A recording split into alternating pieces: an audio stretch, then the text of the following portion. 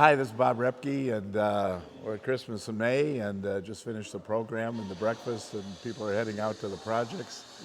With us is Matt Podhradsky.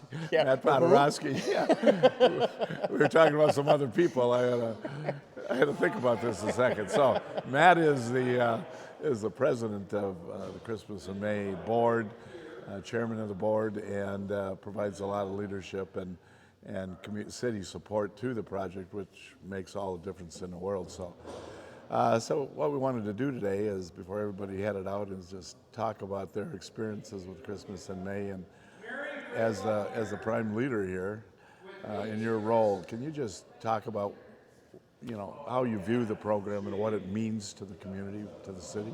Well, to the community, to me, I think this is the program that epitomizes who we are as a community. I mean, our mission is to be the best small town in Minnesota, and the city has been involved for a number of years. But quite frankly, to me, it's like it's the heart of who we are as a community, and it's just as critical as anything else that we do on a day-to-day basis. So, to me personally, I've been participating since 2001 when I first came to the city. Right. And I remember the first year participating and being just sort of blown away about all the people that would come together. And the thing that really struck me is some of these people that I saw as presidents of industrial companies, in the industrial park, and leaders in our community, and all of a sudden they're like down there digging in the dirt and painting,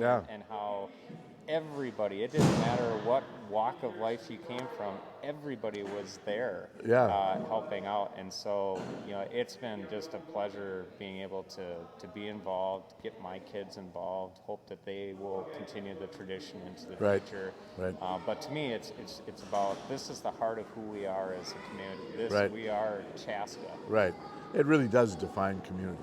It is such a community builder. When people, the benefit to the people that have their houses worked on, but the benefit to the people at work and make a difference. Isn't that a huge part of this? It's to me that there's just as much benefit to the people who help. Right. Because you can't, Luke said it during the program, is you'd have to be heartless to come away from this event and have it not move you as a person. Right. And that's, to me, I've heard you say it 1,000 times, is communities take care of the people within their community who are on the fringes of society, the fringes of that really need to be or that live in the shadows. To live in the shadows. Right.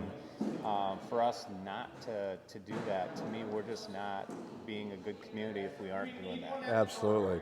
I always enjoy the story, you referenced it earlier, is I remember one year, this goes back a ways, but Jim Dewalter was heading up Integris, Joel Elfman was heading up FSI, and they both showed up at Christmas in May in the morning, and they went off to a site, and they're working at installing or fixing some windows in a garage at this house we're doing.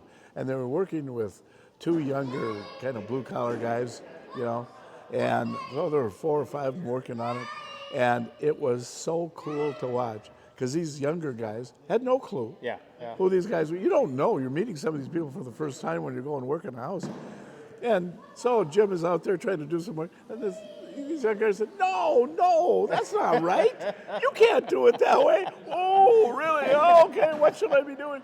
Oh, it was great. And they were having fun working together. And so those experiences are pretty special. So it's 25 years. I mean, that's quite an accomplishment. And doesn't that deliver a message? And you've talked a little bit about, delivers a message about Chaska, that 25 years, because there's other communities that began this, but it's not going any longer. So. Well, I know that the Chaska Rotary modeled it after Shakopee.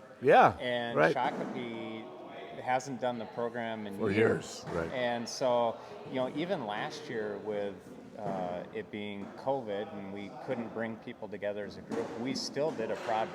Yeah. And that was really important. The board talked about that.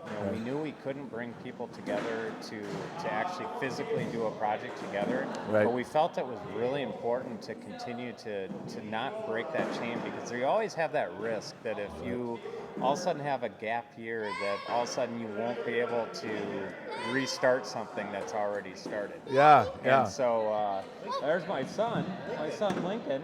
There you go. Hi, Lincoln. Say hi. What?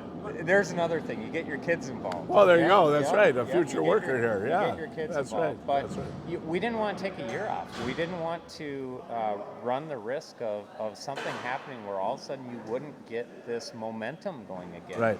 And so last year, it was a smaller project, but we did a project because we wanted to say that this is 25 years of continuous effort. service. Yeah. Yep. That's right.